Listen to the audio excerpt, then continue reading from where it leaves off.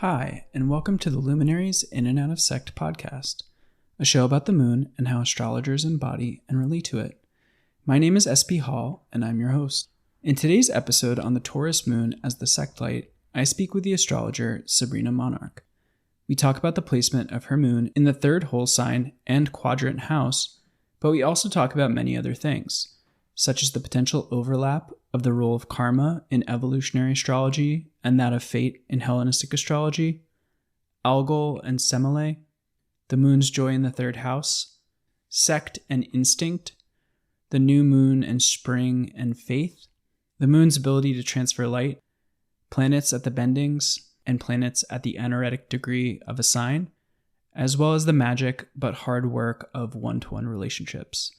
And we close our talk with some news about an event that Sabrina is hosting in June 2023, which is a Dionysian mytho-poetic ritual experience called Ecstasis.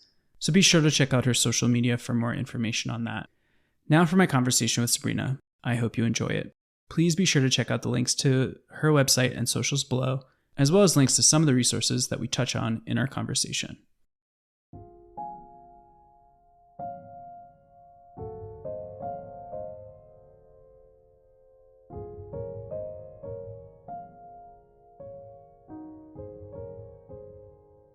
All right, Sabrina Monarch, thank you so much for being here. It's an honor. How are you doing today? Thank you for having me. Today, I'm feeling really lit up and energized. I have a lot of energy that freed up in my body really during the last few days around this eclipse. So yeah, I feel lit up. That's awesome. I'm glad to hear that. And how has I know that you're Pisces rising. How has Saturn been moving through your first house, your rising sign? How has that felt for you as well? I think there is something like I'm actually going through a kind of strange shyness that I'm trying to get over, in that I've been showing up on video and showing up on Instagram stories for years, but I've been really, during my 12th house, like Saturn transit, I was so away from the world in so many ways that now I feel like I'm like coming back, but I'm shy and I'm like, I don't know what this is about. Like I used to be able to do this. So I still am appearing, but I'm just noticing that it's almost like it feels Saturn in the first housey in terms of that kind of like caution about self-expression, but also a desire I'm having to like really create an even deeper foundation for myself to express. That's so interesting. So do you feel like it's just getting over the fear, or it's like a kind of reconfiguration of how you want to appear publicly? It's a reconfiguration because during my 12th house experience, I unraveled so much and had like all these ego deaths. And I think like a lot of my, I'm sure we'll be talking a lot about embodiment with the Moon and Taurus episode, but Yeah. I think that I just had a lot of things that I built up for myself to feel secure and that it served me through my 20s. And then my Saturn return was a lot of leaving that behind. Yeah. So sometimes when I see myself on camera, I'm just like, it's a different experience now because I feel like I had many layers of myself taken off. So interesting. Yeah, thank you for sharing that. I feel like I'm just reflecting a little bit of my own Saturn return experience as well, and how transformative that was for me. And so I'm just stirring a little bit around that. So thank you What for. sign was it? I am Saturn in Capricorn. Well, Yeah, yeah, and so I think like it's so weird because the end of my Saturn return coincided with Saturn moving into Aquarius, which was like kind of the beginning of the pandemic. And I felt like a light switch literally went off. Like a little bit before my Saturn return, Saturn was going through my first. And so I was like living abroad and I was feeling really isolated. And it felt like, I don't know, it was like I turned like 27 and I was just like, wow, I feel like I'm in a different reality. And then coming out of that, turning 30, about thereabouts, it was like, oh, I'm out of that now. I'm like in a new place, and I felt a lot more stable. And I actually felt like I had a lot more of a amicable relationship with Saturn. So it was a very interesting experience. Yeah. Sometimes I feel like experiencing Saturn return it's like I wanted to give updates in real time or something, but I felt like I was just so in it that it was hard to like really fully name. And it does feel like being in a kind of portal. Yeah, absolutely. Absolutely. Yeah, but the end of my Saturn return was Saturn moving into my third. So I feel like it's maybe a little bit different for you with Saturn in your 12th, then moving into your first. Right. Yeah. Awesome. Well, thank you for sharing that. With that, I would love if you could give us just a personal introduction to yourself, your work, your astrological practice, as well as people who have influenced you, some of your teachers, etc. Sure. So I'm Sabrina Monarch. I primarily would consider myself an evolutionary astrologer. My first astrology teacher was Ari Moshe Wolf, who is an evolutionary astrologer. And I was self-studied as a kid and didn't formally study then until I was 21.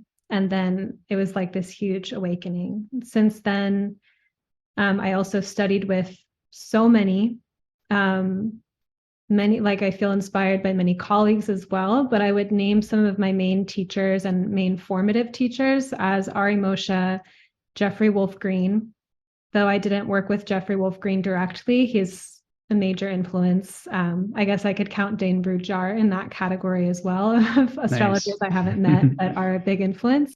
Rosie Finn, Mark Jones, and Rick Tarnas.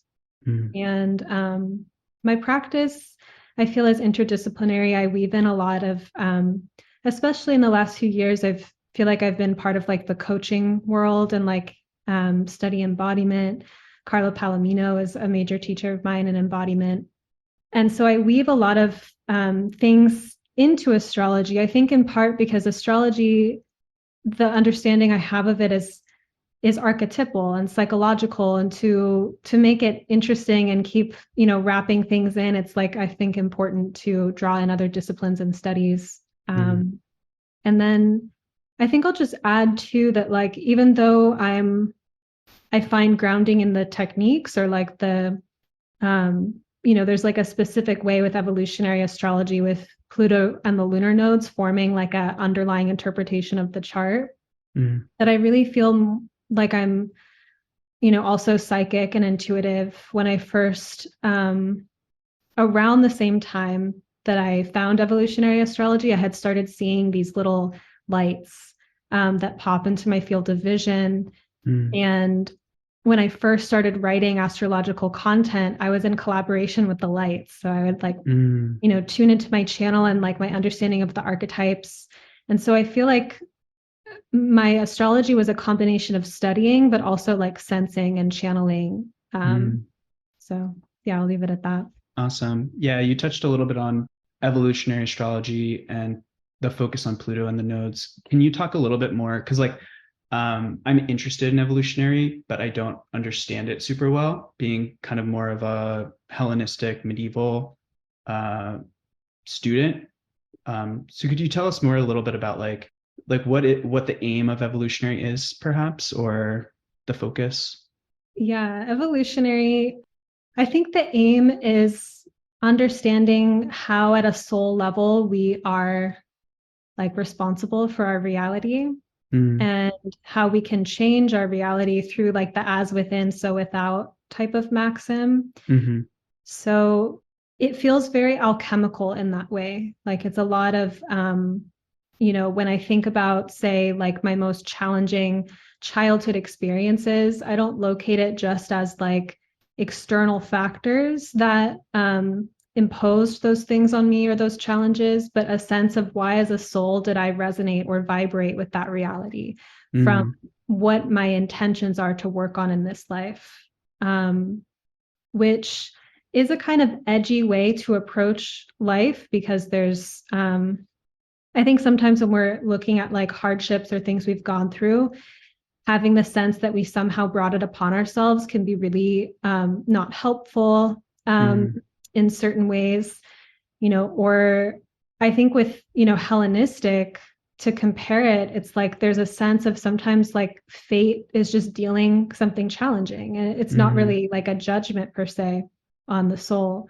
And with evolutionary, I think of it as like it's not about karma in the sense of what did I do to be deserving of these bad things, but more of a sense of like almost reading life as a series of like dream symbolism kind of thing. So like in my kind of mythic hero's journey, why did I encounter this particular kind of strife or hardship?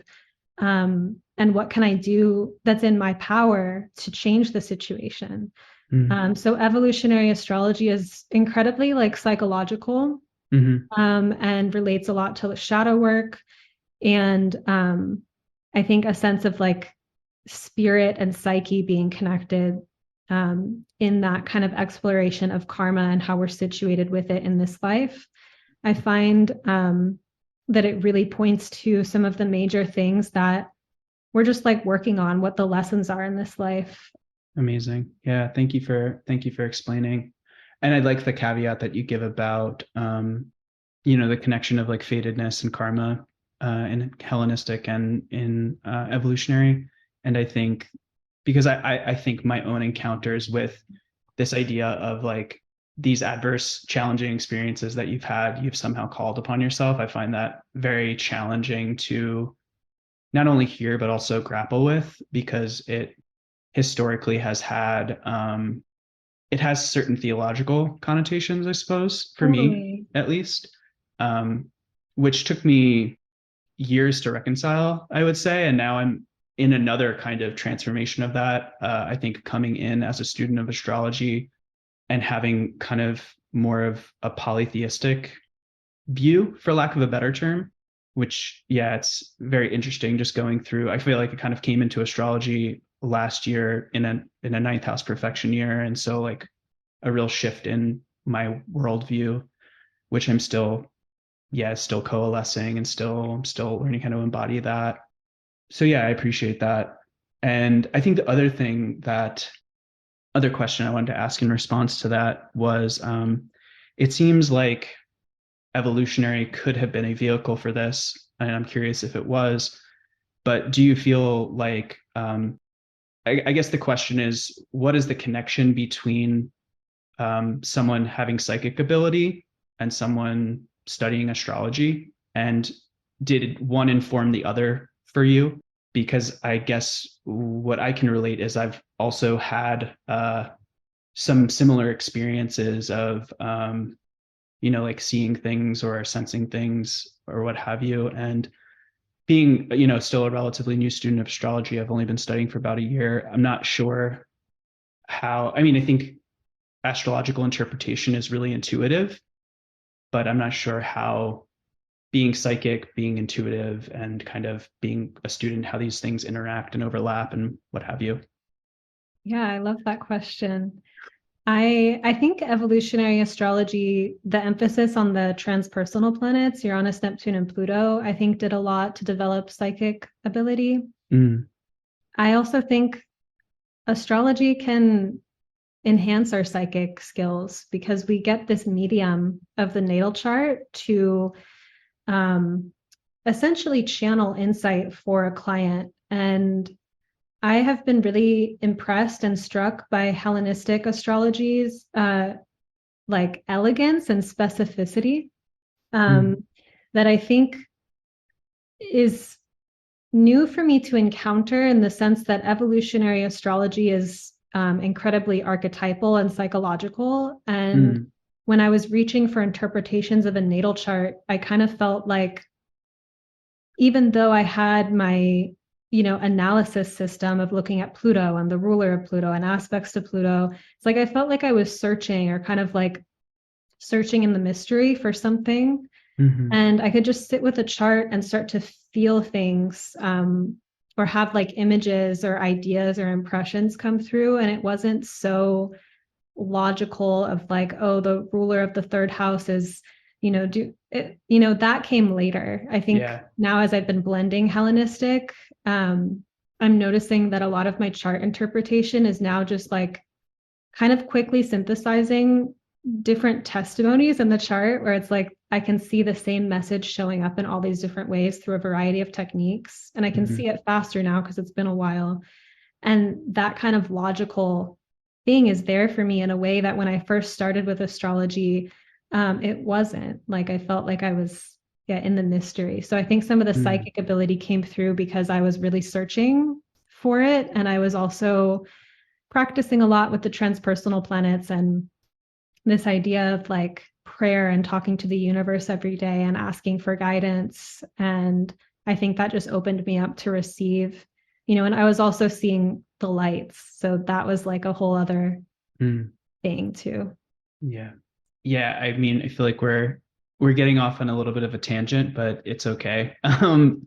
As long as it's okay with you. But I'm curious, why the transpersonal planets in terms of developing your psychic capabilities in reference or in contrast to the more personal planets or more traditional planets? It's because they're beyond what we can see. They represent something that's kind of hidden or unseen. And I think that once we develop a relationship or a literacy with the outer planets, they do reveal, quote, kind of like hidden dimensions of reality, but they become commonplace to one who's like seeing them. So I think like people that have some kind of clairvoyance or clairsentience, any kind of clair, it's like they're interacting with something beyond. And I think that's different than, say, Mercury, which is like logical and synthesizes information. And I think when we are really excellent at a craft, we can see all these moving parts and kind of rapidly assimilate a deduction or like an analysis. And to me, that's like, I think magical in a similar way, but you can see the parts and the method. Whereas like when you just get a vision and you don't know how you got there, but you just have the knowing, I feel like that's more transpersonal. Yeah. Kind of like the whole is greater than the sum of the parts kind of idea. Yeah, exactly. Yeah. Interesting. Yeah.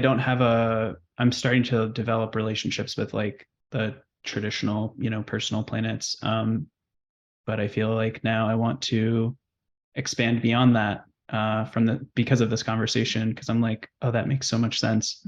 Sometimes you just need things, I feel like, explained in a certain way to be like, oh yeah, that makes a lot of sense. I should engage with that. Well, that's exciting to hear. I love like engaging with the transpersonal planets and definitely encourage it to people. Awesome. Yeah, so I wanted to share a little bit about how we met. So we met like very briefly at NORWAC, the most recent NORWAC, but we didn't actually engage that much. But I kind of knew a little bit about, who you were, that you had this like kind of long practice in astrology, which I felt impressed by, given the fact that you're several years younger than me. I was a new student. NORWAC was kind of like my initiation astrologically, actually. And I had heard that you had like wrote this book that you were doing reading on your podcast, and you had this like podcast that you'd been doing for a long time. And so all that's to say, it was really meaningful for me when at the beginning of me doing this podcast, you actually reached out to me and you were like, I like what you're doing and I want to be on the show. And so I just wanted to thank you for doing that. It was an honor to receive that. It felt like, I had so much fear around visibility launching this podcast. And I have just been so grateful that it's generally been well received by people. And I felt really honored that I just get to have these conversations with people who are a lot more knowledgeable than I am. And so I just want to say I really appreciate it. And thanks so much for being here. Well, thanks for having me. And I love this podcast. I love, getting deeper into the moon and really thinking about sect and like Hellenistic concepts is something that I'm really new at studying. So I love to, get to be part of that. And I love that you're sharing your learning as you go. It's awesome. Awesome. Thank you. So I ask every guest this question, and we've gotten some great answers so far. I'm curious, when you think back to your childhood, what was your relationship to the moon at that time? Or what's one memory that comes to mind in relation to the moon from that time? So the memory that came to mind was when I was growing up. I think like pretty much throughout my whole life before I moved away from home for college, I didn't know about how like right before our birthdays can be a kind of difficult or depressing time. It's like the balsamic part of the cycle. But I would struggle. I'm an Aries sun, and I would have this like reoccurring thing where like as my birthday was approaching, I would have this anxiety because I wanted to have a birthday party, but I didn't really feel like I had a coherent friend group. Like I was like, I don't know if the people I'm going to invite will get along, or like, what if I don't have friends? I don't feel like I have friends. So I'd have this like social anxiety about, even in this Aries way of being like, I have new friends and like most of my friends are new friends. And can I really have a party and just like only invite new friends? Like who, so I had all these weird little anxieties about it. And there was one time where my mom was driving me back from like swim practice. And I was just like maybe in tears or something. Like I was in this like despair state of like, I just wish I had friends. Like that was what I felt. And then I saw the moon out the window and it was full. And I had this weird like thing wash over me that was really mystical feeling in a way that I hadn't, felt extremely new at that point, where I just felt like everything was going to be okay. And I'm not sure like what that was in some sense, because I think that as I got older and was able to go out into the world, I've had really amazing experiences of being in community or having friends that I love, and it heals or kind of touches back to this like inner child part of me that felt like I was missing that.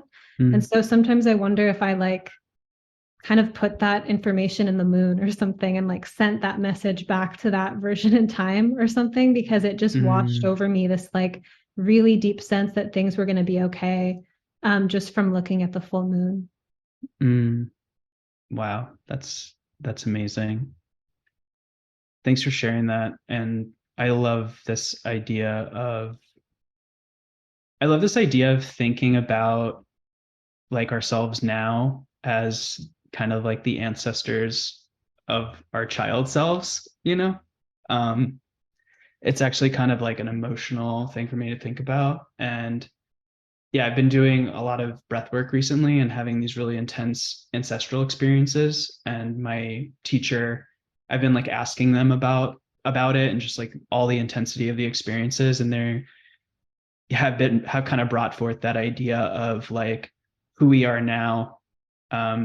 Like we could, by the work that we're doing now, be healing our inner child, not only our inner child, but like our actual child selves. And somehow it's really interesting thinking about time in that nature, not as linear, but as somehow accessible from different places. And I feel like the moon in its phasic and it's kind of like in my conversation with Erin Tech Shipley, we talked about the moon as this kind of like almost copy paste kind of thing. There's this disjointed quality of it, for lack of a better term, or there's this quality of like bringing things together, and that plays into time in a certain way.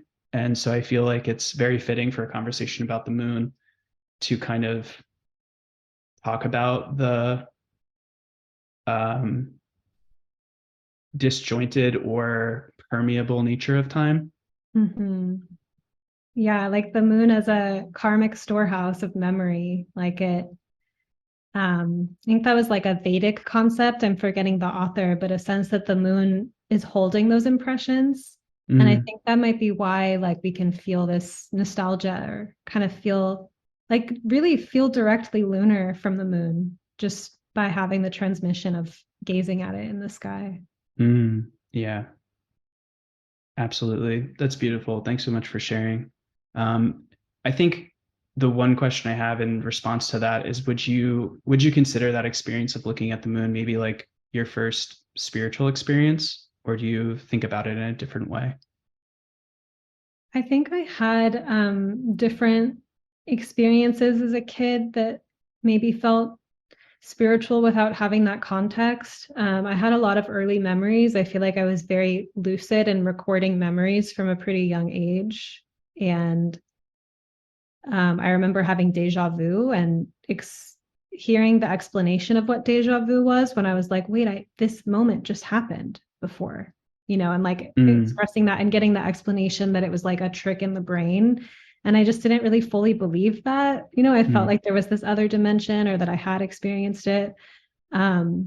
So I think my first spiritual experience may have been like a little bit, more connected to like butterflies or kind of things in nature. Nice. Yeah. Okay, cool.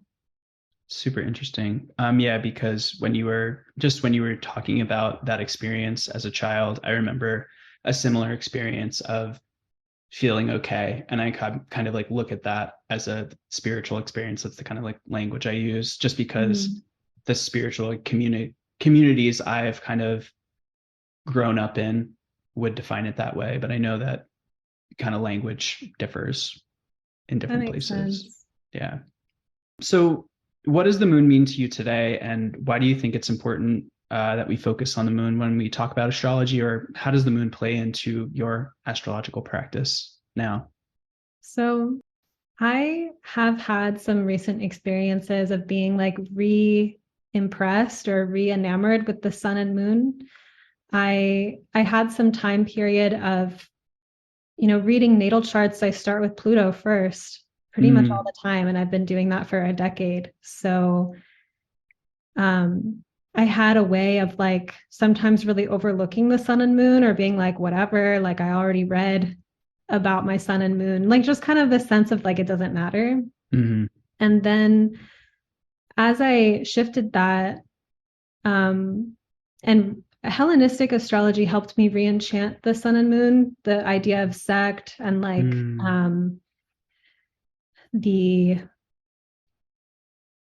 I was getting into some Hellenistic techniques and practicing them, but I also realized that the sun and moon are very they're visible and they affect us. Like they're larger than like stars, like Jupiter. And Jupiter's not a star, but I mean Jupiter appears like a star in the sky. It's like the sun and the moon are such visceral transmissions.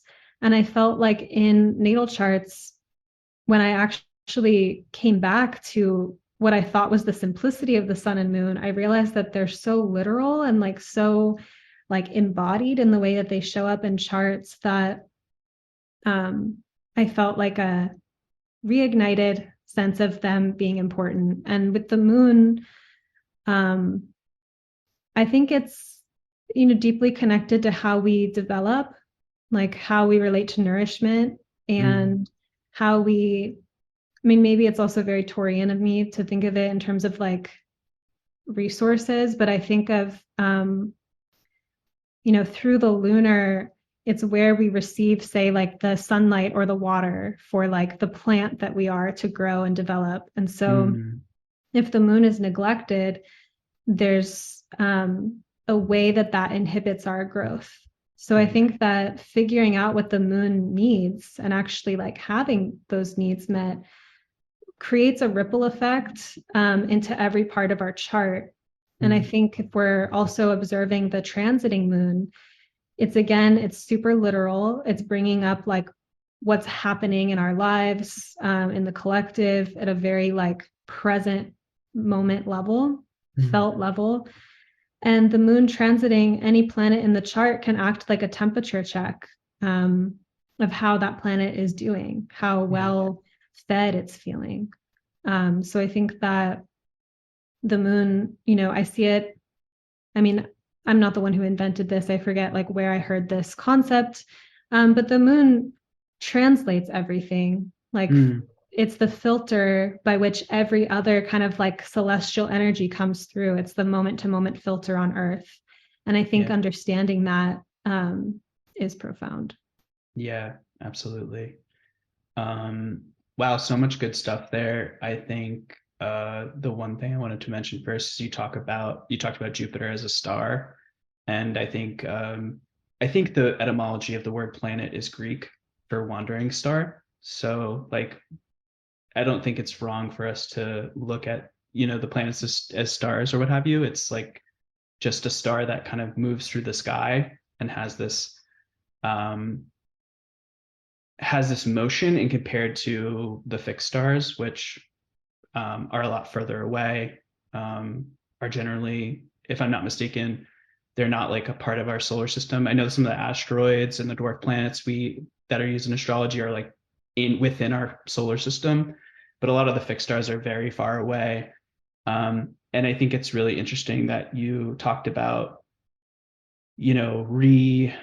I forget what the word used is, but like having this re-enchantment with the sun and the moon, because I do think that what you touched on just reminded me of how life-giving the sun and moon can be, like just experientially, in reference to like, like if I'm not tracking where Jupiter or Venus is in the night sky, like I'm not necessarily aware of, it's not as intrusive in a way as like the sun. If the sun is like too hot, in the summer, I can feel the sun being like feeling more malefic because it's just so hot and so dry.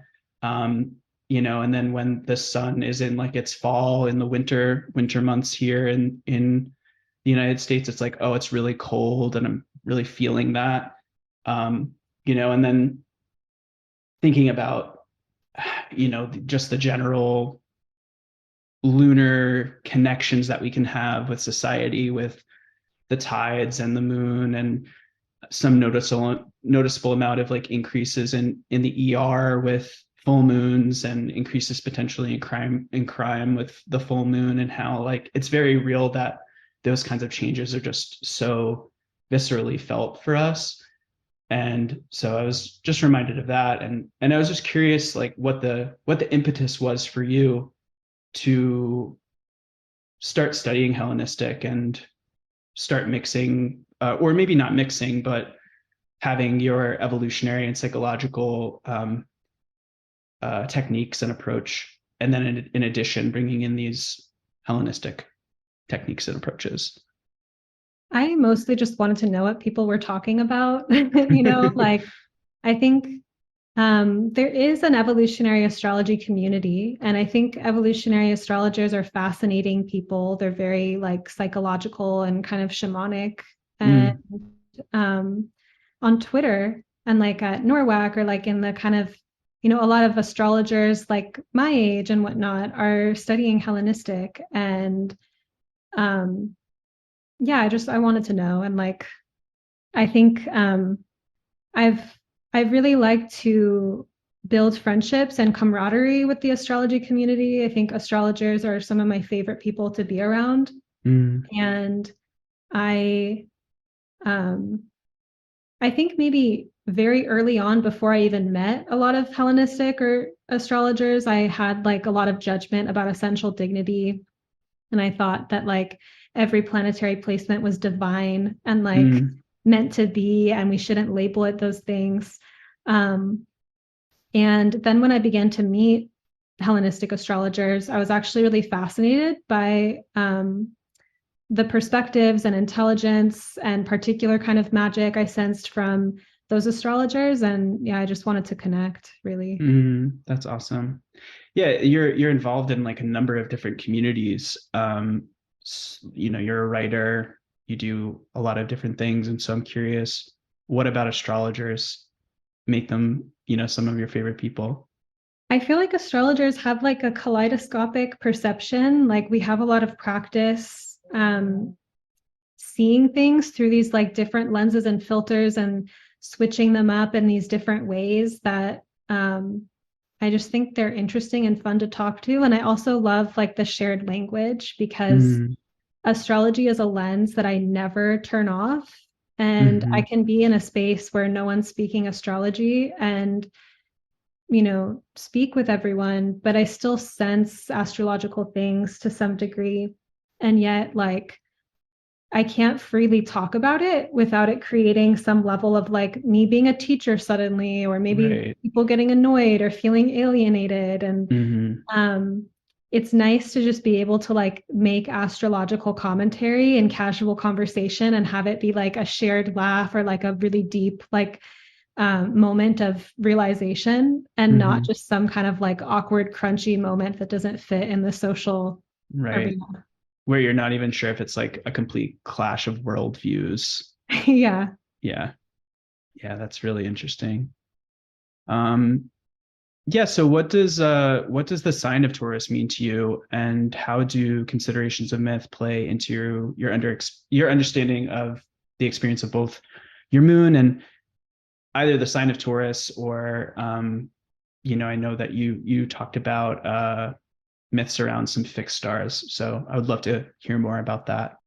So I feel Taurus within evolutionary astrology is like it's fundamentally about self-esteem, self-worth, our values. It's about like our own personal essence. And it is opposite Scorpio. So it's also, you know, part of this axis that's either about deep kind of like being in one's personal essence versus merging with something else beyond. And with Taurus, the kind of quality of either that like survival side of like I have to do this alone, all the burden, all the responsibility falls on me, but I also get all of the crop or all of the money from the effort and I'm not sharing it kind of thing. Or like I know who I am, I can feel my own essence and energy, I know what I stand for, and how that quality I think is naturally an ingredient into like a really creative side of Scorpio. And deep relationship is actually like bringing a personal essence to the relationship or to the world. There's something about self-esteem and like the inner internal side of Venus, where we like we have these vessels, these bodies, or like this personal quality that we can tend and cultivate. And I think Taurus is about the that process, and also that process of really valuing what that is, as opposed to I think like self-love is really a journey for a lot of people. And it's also I'm inspired by Ari Felix talking about Yes. how our relationship to love and loving others is very much a reflection also of our relationship with ourselves, that we actually can't separate that. And so I think Absolutely. this like deeper mystery of falling in love with ourselves and like the actual journey that it is. And I think Taurus, I think, is this spectrum of like Eeyore, totally like unimpressed, like melancholic, stubborn, blocked off, like non-receptive energy, to like this like lush, so embodied, like sensual, magical, like tantric kind of expanded state of receptivity. And so the journey of like, I think with Taurus too, it is about our relationship to what we have and to resources. And I think about our capacity to receive and also our sensitivity, so that like we maybe we can feel a lot with just a little, as opposed to needing a lot to feel a little. And yeah, I think when it comes to anything that we want to have, Taurus is part of that process of becoming capable of receiving it. Interesting. I love the addition of like the receptivity of Earth. And because I was reminded of that quote, I don't know who said this, something along the lines of, I think maybe Jen Zart said this in reference to Venus in some way. But I was reminded of this idea of like Venus as a planet or a figure kind of like knows what she wants and she gets what she wants. And I feel like that can be very embodied in Taurus, because Taurus is like this fixed earth sign, and Taurus can often be associated with nourishment and food and, kind of very tactile things, clothing, what have you. But I love the addition of emphasizing the receptivity of not only getting what you want because of the fixity of the sign, but being able to receive as well. Definitely. It's so huge with Taurus. To answer the other parts of the question, I feel like Moon in Taurus, it's definitely fun to find out that it's like exalted. And I felt like that might be like good for me and whatever. And I have seen in ways in life that I do feel like well resourced. I think also with Moon in Taurus, homeostasis and stability emotionally is something that I feel that I have a lot of access to. Like I feel pretty chill in my own space a lot of the time. But I also have really intense emotional experiences, and that is probably the Pluto opposition. Yeah. And so I've learned a lot about like stabilizing or transforming my idea of stabilizing. Like for me, like working with homeostasis creatively, it's like if I wanted to change my life, I try to change my homeostasis. So Moon and Taurus, I think there's something about, that capacity to create stability and to kind of garden and cultivate something. I also have felt it like it embodies things for me. So I think sometimes like my life experiences, it's like I feel like there's this magic. And also sometimes when I'm going through something difficult, it also feels flavorful, but in a difficult way. And I'm like, it doesn't mitigate like not having, it's like all good or all Venusian. I feel like it's just embodied and plumped it out so that I like feel everything. But to me, that's also kind of like a value system I have, in the sense that I used to really prioritize like the best experiences in life and like really not know how to grieve. And so I would like have these extended kind of frozen grief spaces of missing like the thing that I really felt was it. And then I learned that that was like some kind of folly, and that like it's hard to really enjoy the kind of like lush fruit, like peak states in life without also being able to feel everything else. So I think of Moon and Taurus as like, if that placement wants to feel alive, it needs to be able to have range in terms of sensation and not just get really stuck in one way that it wants to feel, and then create numbness as a result. Yeah. And one thing that you touched on, which I feel like speaks to what you were just concluding your thought with as well, is this idea of, if you want to, I'm sorry, I can't remember exactly what you said, but if you want to change, what's happening for you, you kind of have to change homeostasis. You have to change like the balance point. And I think that with, fixed placements, sometimes the challenge can be, they're fixed and there's not other things coming in. I think for you with your, so one thing that's interesting, I would love to hear your take on, is like, you have a few planets in exaltation in your chart, and the kind of this idea of resourcing in a sign.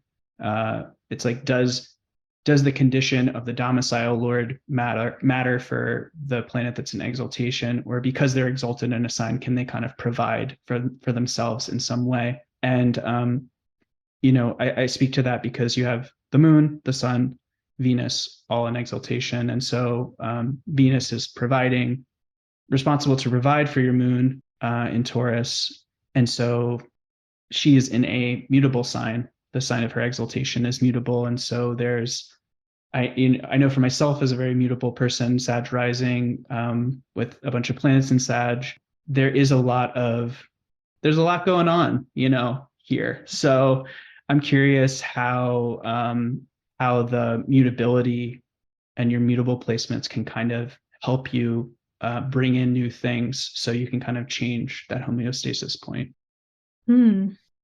Yeah, that's interesting.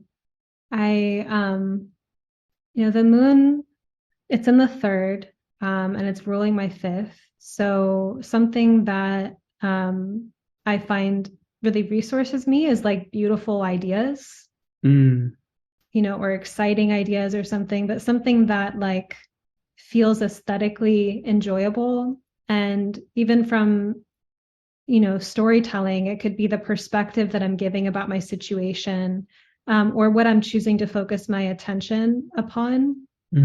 And the Venus is in Pisces, conjunct Mercury in Pisces, exact, in the same degree. And so I think like one of the major times that I saw that really come through in my life was just a year that I got to study poetry in college. And my life consisted of reading and writing poetry and like eating at cafes doing that, or like walking around the neighborhood, making friends randomly when on those walks. Like I was just totally in that space. And I felt like the capacity that I was building to think and speak poetically was then creating different pathways for like how I might build my life.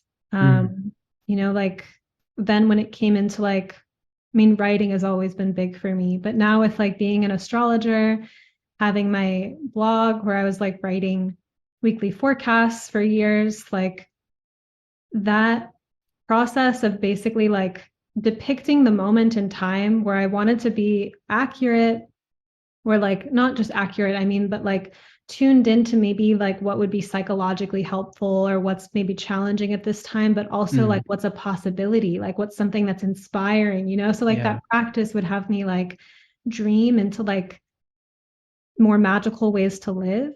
And so I think that in terms of where, maybe where I'm stuck in my ways or stubborn in a way that's unconscious to me, places where I really have a profound limitation, and how I've turned to like conversation with like healers and astrologers and, people with really interesting and expansive minds to process, what's the edge, what's challenging, and get an idea that could kind of shake up my attachment to my own perspective.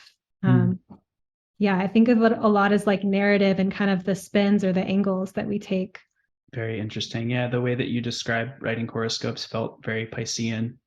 I got this image of like open ocean and currents moving in different directions, where you're talking about like the possibility, but maybe some of the more the accuracy you talked about, like the presence, the emotional presence that's there.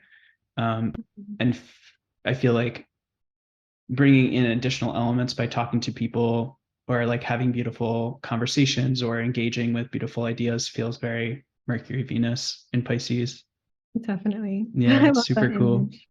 Yeah, you touched a little bit on your moon being in the third house. I'm not sure if it's the third whole sign house. I'm not sure if it's the third quadrant house, or I know that you talked about using, before we hopped on the call, and in our prep for this episode, you talked about how you use both whole sign houses and quadrant houses as well. And interested to hear more about like the moon in the third whole sign house, but if that's different in other systems that you may use as well. Yeah, it tends to be in the third. So that's been my experience of it. And it actually expanded with Hellenistic, because it gave me like, oh, house of the goddess. Like it made it more appealing to my moon in Taurus.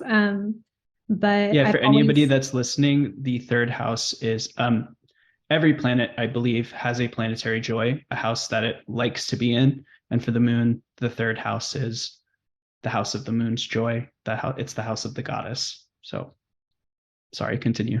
Oh, yeah, no, thank you. Yeah, it's always been the third. And so it went from thinking about it being really primarily about writing and ideas, to also being kind of like relationship to environment, but also like personal symbolism, like kind of opposite the ninth, where the ninth might be more universal spiritual symbolism, and the third being so personal that I don't know. I think there is something like when I track my own story and kind of life experiences, there's a lot of like little like synchronicities and things that are very convoluted. And I've written novels because of it, because it's like, okay, if I track every detail, it's going to be a novel. And at least in the context of the novel, I can take a symbol that meant so much to me personally and weave it into a whole narrative so that it also makes sense to the reader. That's what comes to mind. Awesome. Yeah. And do you feel like, in terms of, I don't know if you have like a magical practice, or if you're willing to share about that all, no problem if you're not, but do you feel like the moon in the third, with the connotations of, like local spirits, local temples, in comparison to that ninth house place of like philosophy, capital R religion, like, do you feel like that placement plays in as all at all as well? I would really like to be doing more magic in terms of like the craft of it. I think the encounters that I've had with like elections or talismans have been extremely powerful, and I feel like I do a lot of casual magic, like in terms of like visualization, or kind of like glamour magic kind of thing. And I think that's like first house Venus. And I think also there's something about like early on, I had, these spiritual awakening experiences that led me to want to design my life like really intentionally, or like live a life that I want to inhabit specifically. And so I think that I've been very practical in terms of a lot of my creative energy is like connected to my business or creating a teaching program and offering it. And so sometimes like I feel like I'm just doing it in my life, and then I back up and I'm like, I really would like to get better at making altars and actually doing like magical acts, because it is powerful when I've tapped into it. Nice. That's really interesting.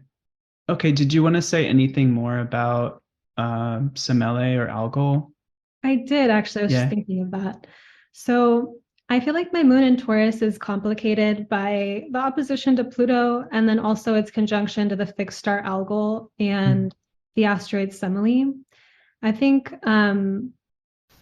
that so Algol, we know, is like about losing one's head, and Semele is a mortal who's a lover of Zeus, and she's talking about it and her love with this god in front of a disguised Hera, Zeus's wife. And to mess with Semele, Hera's like, why don't you ask him to show you his true form? Are you sure he's really a god? He might be lying. And so this gets Semele to, basically ask Zeus, can I ask you for something? And he's like, sure, anything you wish. And she says, I want you to show me your full form. And he's like, please don't make me, like, you'll surely incinerate. And she wants it anyway. And so she does incinerate. And Zeus manages to save Dionysus in fetus form and sew Dionysus, their child, into his thigh. And she goes into the underworld later to be rescued by Dionysus. But I feel that like my, moon in Taurus hunger, ruling the fifth house, has at times led me to pursue experiences that are beyond maybe my capacity to really receive. Like I know that it's going to awaken me or be like, such an amazing story, or like, how could I turn down this opportunity? So one example of that, I don't know what veers into like oversharing on the podcast. Whatever you're comfortable with. But, I had this day when I was 21 where like there were all these synchronicities. I'd literally wished for magic. I had like a psychic kind of dream. But I met this man who identified as Jupiter. Like he was like, I literally am the embodiment of Jupiter. Well, no, not even an astrologer. He just spiritually, that's who he was. But he was an ex-CIA agent, extremely shamanic, and magical, and living in a magical reality all the time. And he became my best friend, and then like lover, then partner. But I spent every day with him for a month. I stopped going to class. I was in college. And I basically was just full down the rabbit hole with this like espionage, magic, shaman experience. He was also, 41. I was 21. It was just like a lot for my like 21-year-old self. And it really opened up a lot of like energy and kundalini within me. And I had like a spiritual awakening slash psychosis. So then Algol, like losing one's head, comes in. Right. And I basically had a dream that of like pure white light and birds singing. And it was like, speak your truth all the time without filter and it will set you free. So speak your truth, 9th house Pluto, opposite moon in the 3rd house, with no filter, right? So I started, I had a lot of energy. I was suddenly kind of more charismatic than normal and down to just talk to anyone. Like if I saw someone on the street, I felt like it was like we were destined to meet at that time. And like I just was really unhinged. And my family thought that I was, mentally ill, basically. And the ex-spy kind of shamanic character had already told me like all of this reality like is insane to other people. Like they'll put you away if you talk about this. So he's like, they're just a bunch of name callers, like psychiatrists. So this reality that I was having was so hyper real, so synchronistic, so magical that it actually resourced me inside of being psychiatrized against my will, right? Like I was financially dependent on my family. They took me out of college and were like, you need to see this psychiatrist. I didn't believe in the diagnosis at all, but I was aware that my life had just become a disaster, that, I thought that I was in touch with the truth and that my truth was setting everyone free and that I was like revealing the ancestral patterns to my family. And, and next thing I know, I'm like being coerced into taking pills. And so I could see that I was in like such an epic disaster moment, but my main resolve was to just learn how to integrate it. But in the meantime, my words were no longer valid. Everything I was saying was like, well, you're mentally ill, Sabrina. So like, this isn't, right. You need to like advocate or speak for yourself. Exactly. Yeah. And so I just basically played the game. I was resourced by the spies' stories of spycraft and just like became a full-time spy, got out of the situation, healed from it.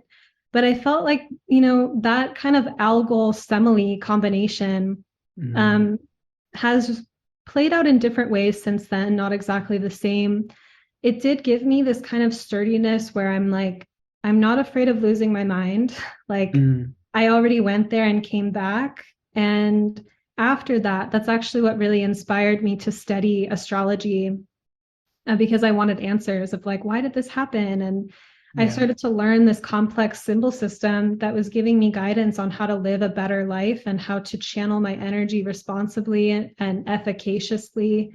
And now I think I still have kind of extreme experiences sometimes. Like I can be in a kind of altered state suddenly, but not in such a way that I act inappropriately in society and like get in trouble like that again. Like there's a certain capacity that I have like with Taurus to like hold the kind of like incineration experiences or like getting, but it does, I think like that pattern of getting in over my head and having to integrate it is something that has come up with that placement and the way it shows up through the 5th house in terms of pursuing fun or these kind of romantic adventures. And that's what both of my novels are about. They actually have really similar patterns in them. Oh, wow. That's amazing.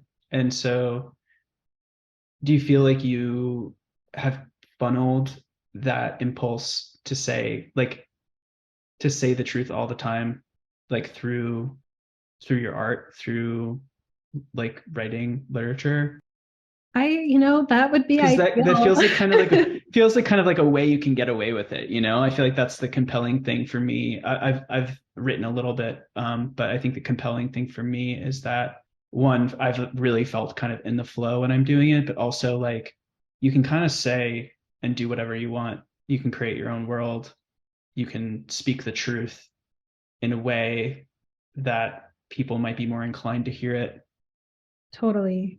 Yeah, I think it's like studying Pluto and psychological and power dynamics that's helped me kind of balance that thing out, because telling my truth I was in this kind of like crazed ninth house Pluto space of being like, I have the answers and, being kind of belligerent with my ideas of what truth was. And I think like becoming a professional astrologer was like, here's a container. Like, I have ideas and wisdom to share. You can come listen to my podcast. We can do a reading. I teach people, but it doesn't have, it's like structured into my life. And it isn't just like, me, having an episode and whatnot. And so I think that energy came up at that moment in my life, but it didn't have a container or I didn't know how to hold it. And so it kind of blasted me or like incinerated me, had me lose my head kind of thing. And so it was about, I think, the environment, if we bring the third house, like the environment of my life, the structures of my life,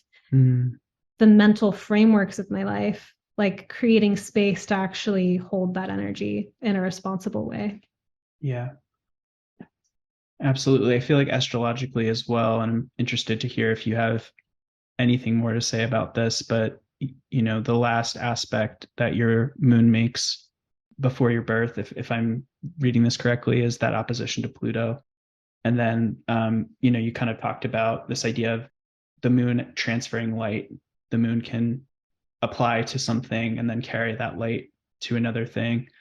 And so the next aspect after your birth is this sextile with both Mercury and Venus that are closely conjunct in the first house. And so it really does kind of feel like the moon is carrying the opposition from Pluto and like everything that Pluto has to say in the ninth house to Mercury and Venus in the first,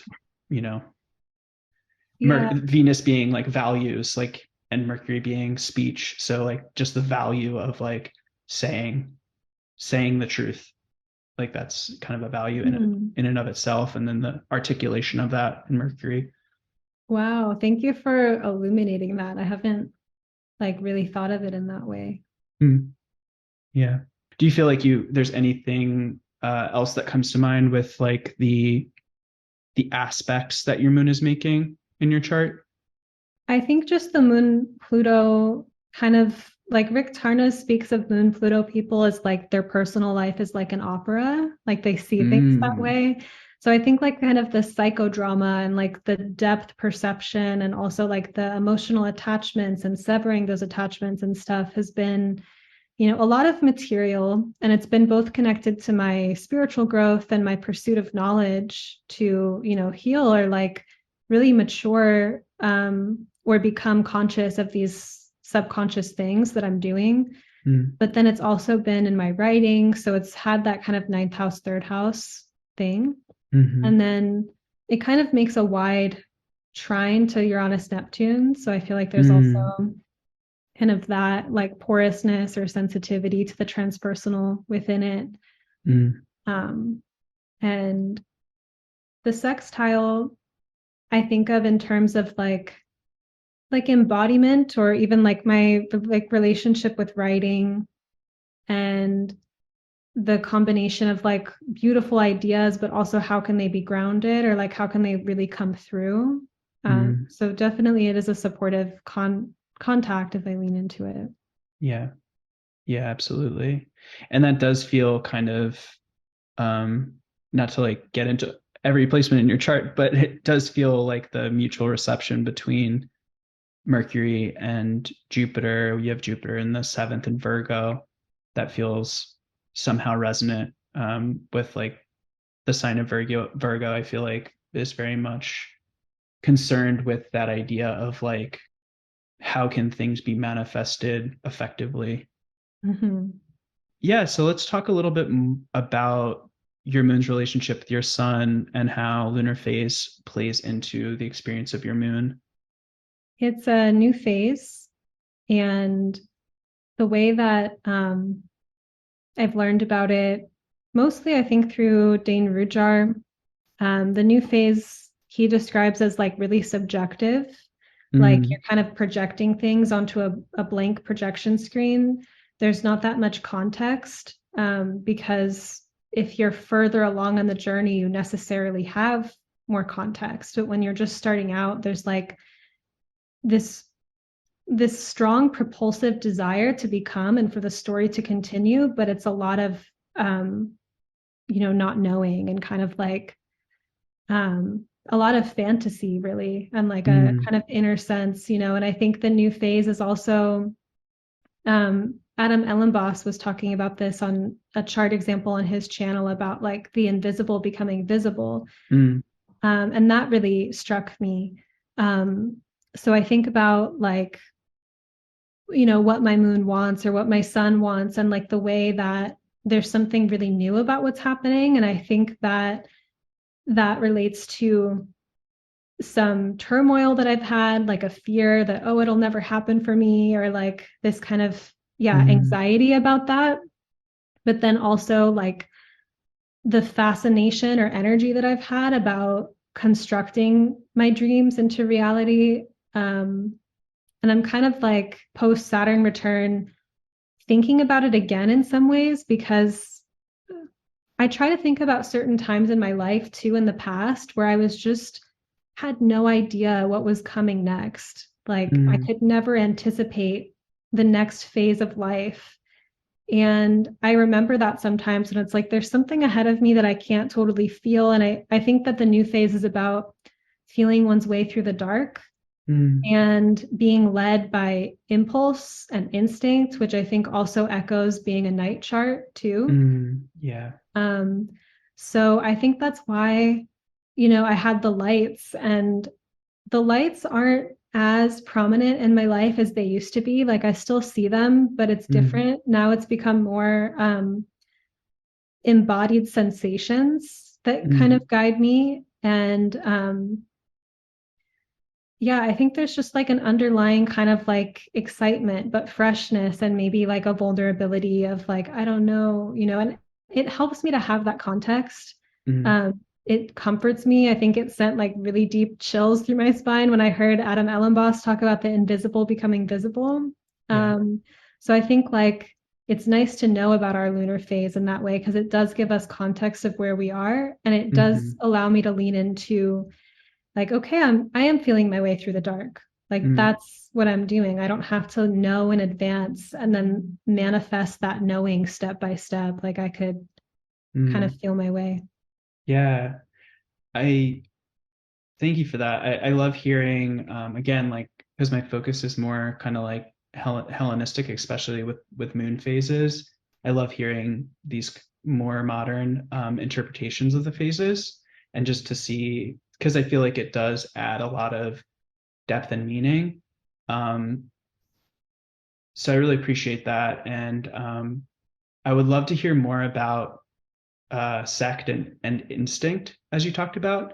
But I'm also just wanted to comment that it's either Ptolemy or the other the other ancient astrologer that starts with a P that I can't remember off the top of my head right now. But they talk about this kind of new moon phase as being similar to spring, which I feel like talks to a lot of what you were talking about. And it's also interestingly just resonant with your chart, because you're born in spring and you have, the sun in Aries and the moon in Taurus, these kind of spring seasons, or these spring seasonal signs.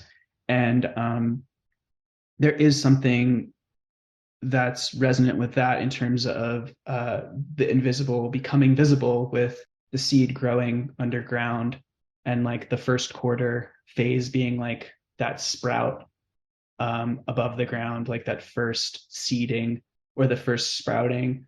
And so it really calls to question for me, like the role that faith plays in your life, because I feel with that phase and with the potentiality, but perhaps not the evidence of what is going to fruit, there is a lot of need for trust and faith. And I'm curious how that plays in with that.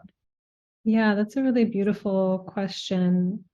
And I feel like there are certain times where I can sense that something amazing is about to happen. Like it just feels like I can feel like it's on the precipice. And I also know how to create that feeling just because, and to kind of lean into life with that positive expectation and as a form of magic, kind of the casual visualization magic I'm Right, talking right. about. Which is incredibly important as like a magical practice. Yeah. Yeah, thanks for Yeah. saying that. Yeah.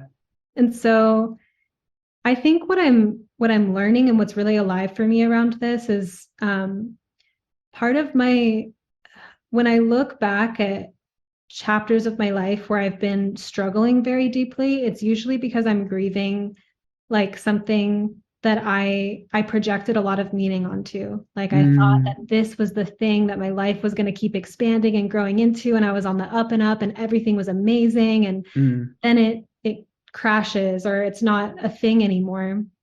And I realized that I had a way of projecting that feeling of springtime and yeah, something coming into fruition onto very particular things.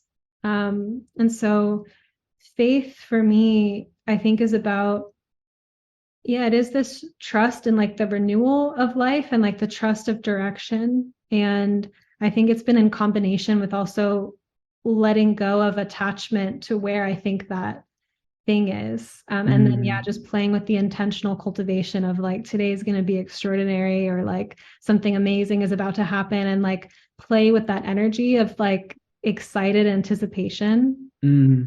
Yeah. Yeah, I love that.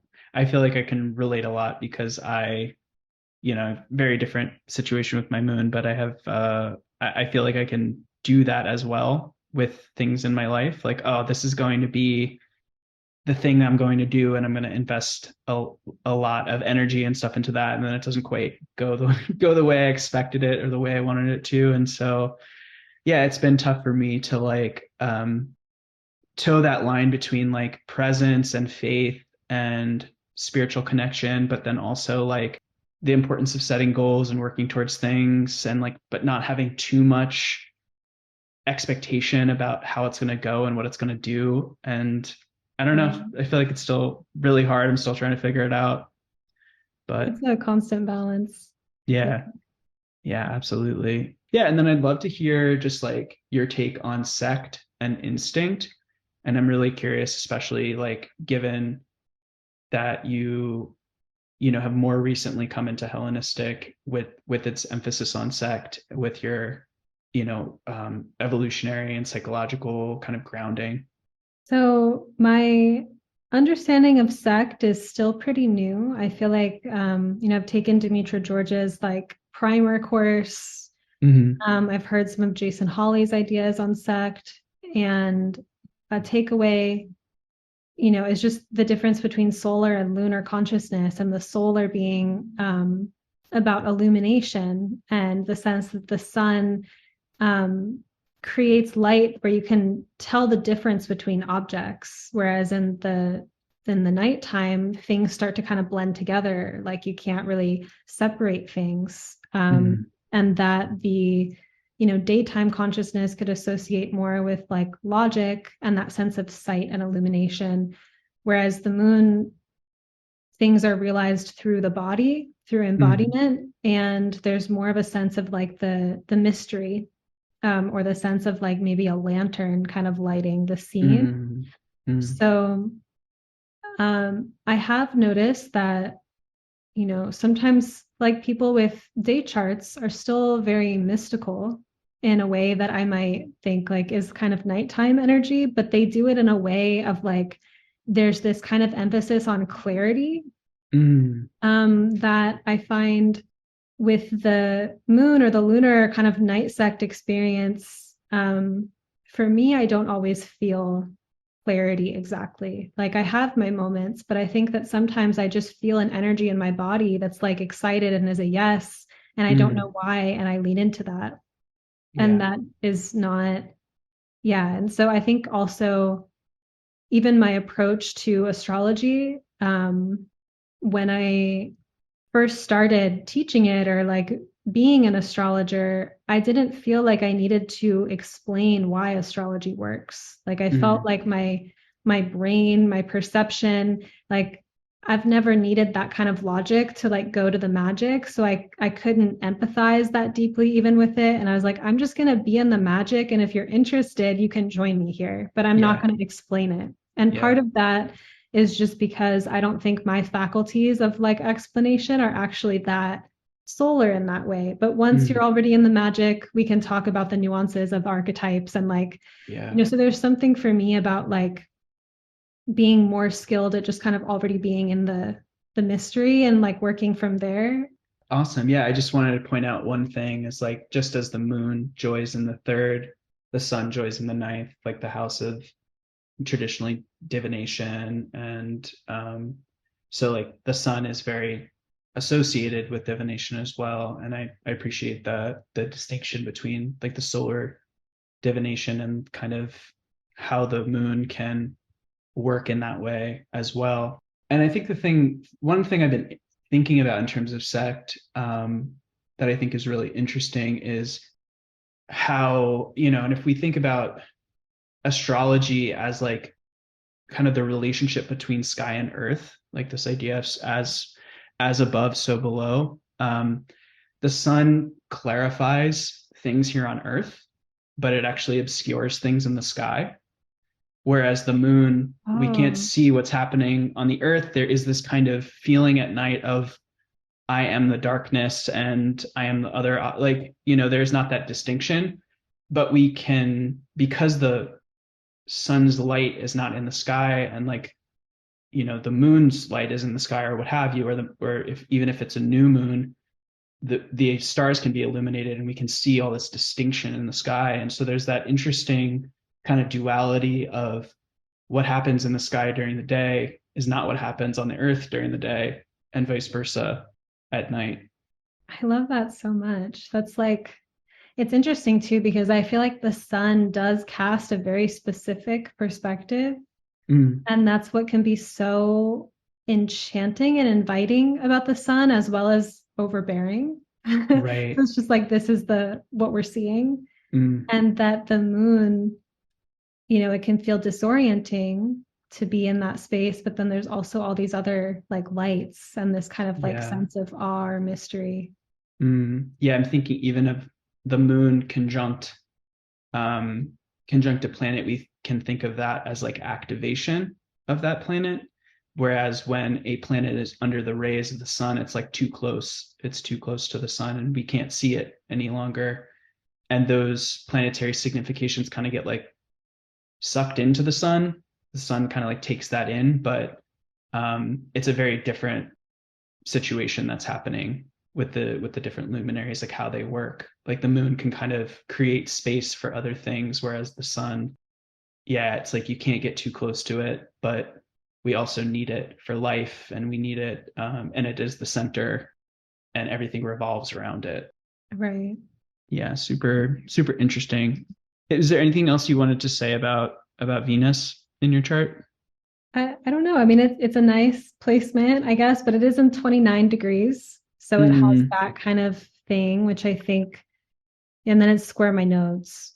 So I feel like my moon situation has resourced me with some pretty interesting romantic experiences, which brought me to like deep kind of soul work, basically, which I mean, I think is generally true that like love and relationship brings up a lot of deep material.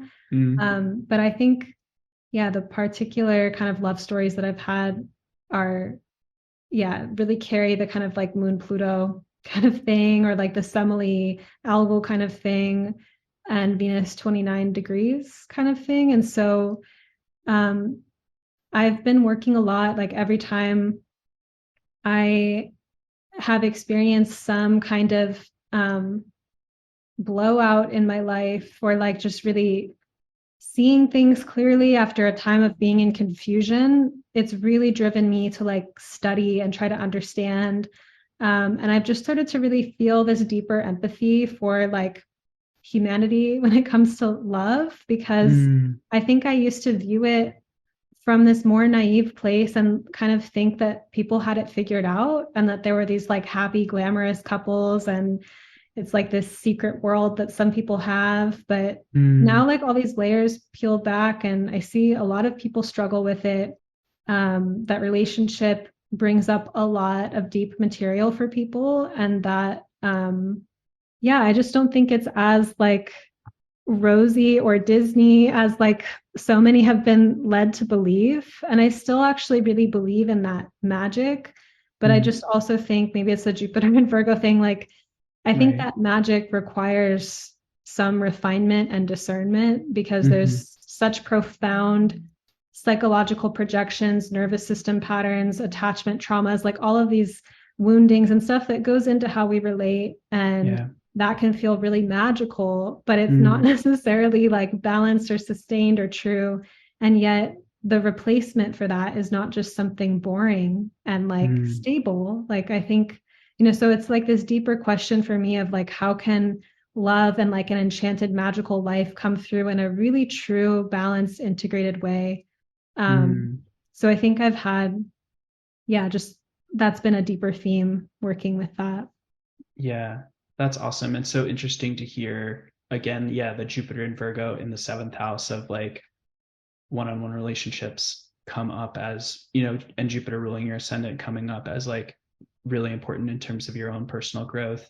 And I'm reminded of the idea just generally that like there's a lot of growth that we can do not being in committed romantic relationships. And for some people, committed romantic relationships are not going to be important in their life or are not the important thing. I don't want to like hierarchicalize a romantic relationship because I'm a person who thinks that we should treat friendships as just as important as well as other relationships as well. But I do think from my own personal experience and witnessing this in my relationship right now, there's a lot of growth that can be done kind of on your own, quote unquote. And then like there's a lot of growth that can only be done in a committed relationship with someone or in like deep intimacy with another person. And I feel like you really speak to that can be beautiful and it can be magical, but it also like takes a lot of work. And there's maybe it's my Capricorn stellium speaking, but with Mercury ruling my seventh and the second in Capricorn, but I think that there's a lot of beauty and a lot of pleasure in that work as well. A lot of growth and a lot of fulfillment. Yeah, cheers to that. Yeah, absolutely. Yeah, and I just wanted to say for those listening that Sabrina is talking, and if you can fill this out at all from your own knowledge, I'd really appreciate that. Planets at the 29th degree of a sign. I know in the medieval Islamic tradition, they talk about it as like a planet having one foot in that sign and one foot in the next sign. It's kind of like its energy is moving on to the next sign. So that has its own meaning and signification if a planet is in that place. And then also if a planet, and I would really love to hear your take on this because I don't know much about it at all, is square the nodes, then it's said in evolutionary astrology and maybe other branches as well that it's quote unquote at the bendings, which is supposed to be like a significant place. So I'd love to hear anything additional that you have to say about that.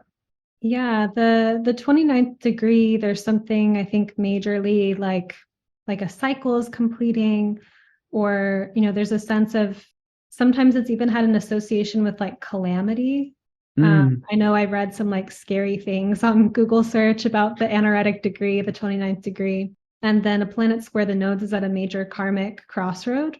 So like both of my novels, so The Garden of Sleeping Hammers, which is a normal like traditional book novel, and then Hungry Ghosts of Paradise is on my podcast, Magic of the Spheres, but they both kind of detail some kind of like big, almost kind of manic love adventure that kind of crashes in a way and resolves in a way. But that crash part of it, I think the drama of it is like this Venus 29 degree kind of thing. And the fact that I wrote books about it, that was like Mercury also being there. But I think that I don't have like a sense of that placement, meaning that I'm always going to like have those kind of epic tragedies or something like that, but it feels more like there's like a lot of karmic material or like kind of a wave that I've worked with, and that's been part of my, that's been the force or the propulsion to do the kind of like work on my nodes, or the work on, my Cancer Capricorn nodes have been all about emotional maturation and like building a career. And I think that the two of those things have been deeply propelled by those like Venusian and like lunar like love experiences, even though like, externally I'm just an astrologer and I'm like, on my podcast, it's like, it's really the energy of like these explorations and like the pursuit of love. I feel like that created a lot of the energy that I have for my career. Wow, that's wonderful. Cool. Thanks so much for sharing that. I'm interested to hear how you've tracked the cycles of the moon in relation to your emotional life and what you found. Well, I noticed that I'm tired during the balsamic moon. Not always, though. I wasn't this time. We just had a new moon. And I really like to, what I notice is that the moon transits are different in terms of relationship. So in my hermit mode, in my like moon in Taurus hermit mode, the transits have like, they hit kind of lightly in some way, right? But then when I'm in communication, or I'm like around people or deep in a relationship, the lunar transits hit way different. Like I even noticed like moon in Scorpio as a transit, when I'm just in my own world, it's kind of whatever. It's not, but then in interpersonal dynamics with moon and Scorpio, like some kind of sometimes like deep material coming up and like really feeling the emotional waves. And so I noticed that the moon transits really tend to show up through people, and like through, even if I, go out to an event or something and there's lots of people, I feel like I at least have an encounter with one person who embodies the moon that night, where they're just like, an embodiment of the transit. And I think we can feel the moon in our own space, our own psyche, but it's just really interesting how social it is. Yeah. Wow, that's super interesting, especially with, your moon in your third. I feel like that's very, very resonant as well. And the moon's role as like a connector between planets, that feels very resonant. Exactly. Super cool. Do you have any suggestions for someone who's new to astrology or planetary relationship and forming or initiating a relationship with the moon? Yeah, I think having a astrology software is important, like even if it's like time passages on your phone or AstroGold or something, and be able to track the moon every day, like not even using a like astrology calendar or something like that, but have an app where you can track the cycles.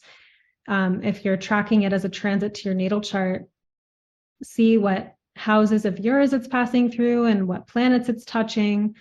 I think just having a frequent awareness of where the moon is, and you'll see the moon express itself through the signs, and then also it's kind of like a temperature check over our natal placements. Like I notice, I had this time in my life where for like a couple months I was getting headaches every time the moon was in Virgo. And at the time I was like, well, my Jupiter's in Virgo. And I just had this intuition of like this way that I was like kind of lying in my life, that I wasn't living my truth. And so every time the moon was in Virgo, I was like kind of physically ill. And so as soon as I fixed that situation of where I felt I was living a lie, my moon in Virgo experiences got much more peaceful.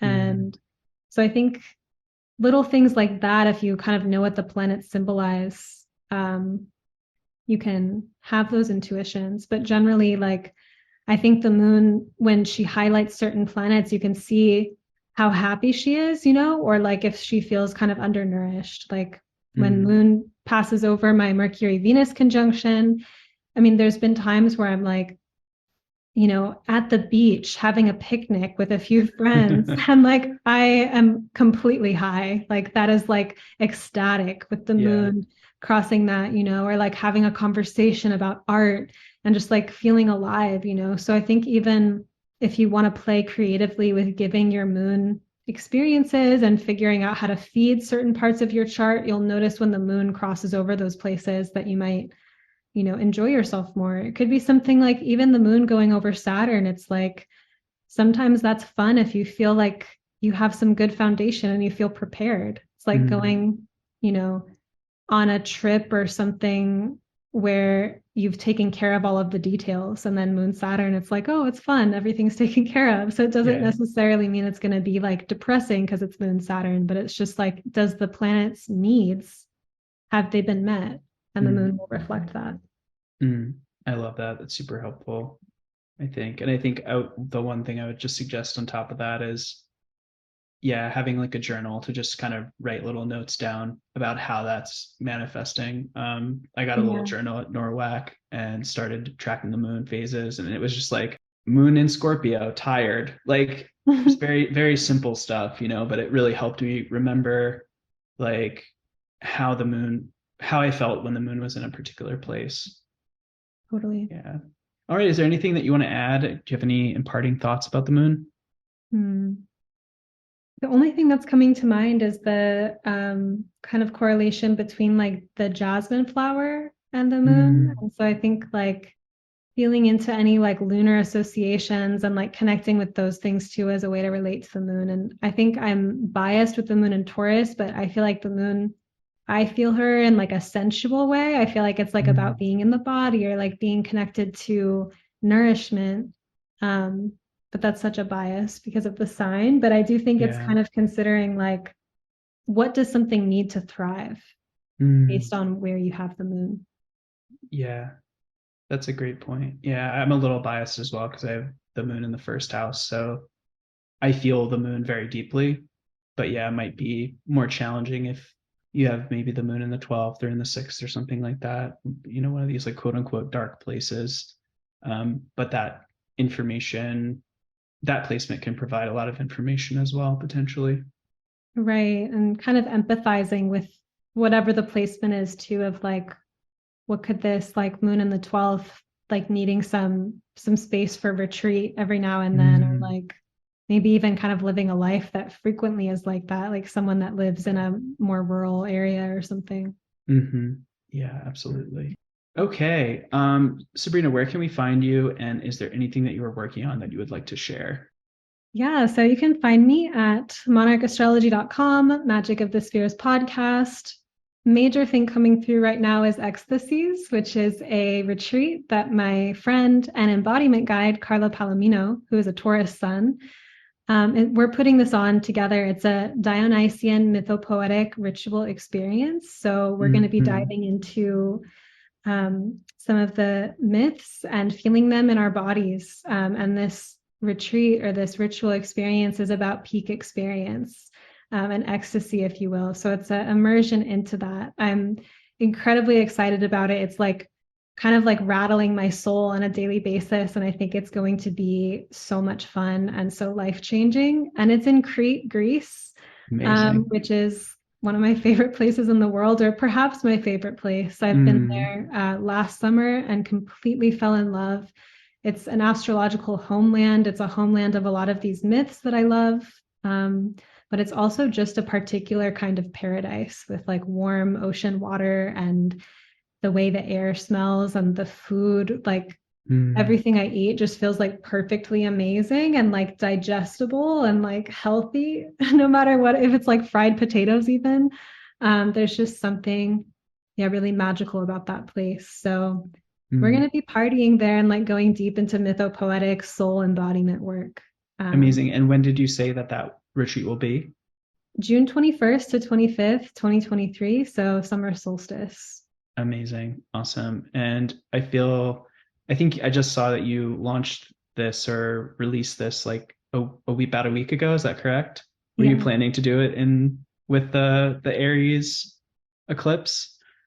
No, it was coming through. It was being birthed. So, yeah. Awesome. Well, with the Aries eclipse in your second, I hope it's very like supportive for you personally, the whole experience. Oh, thank you. Yeah, and I'll be sure to link everything around that in the show notes. Awesome. Well, thank you so much, Sabrina, for being on. I really appreciate it. And it was wonderful talking with you today. Thank you for these amazing questions and for the support dropping into thinking about this. I got so many new ideas and was really excited to be part of this. Awesome. Glad to hear it. All right. Talk to you soon.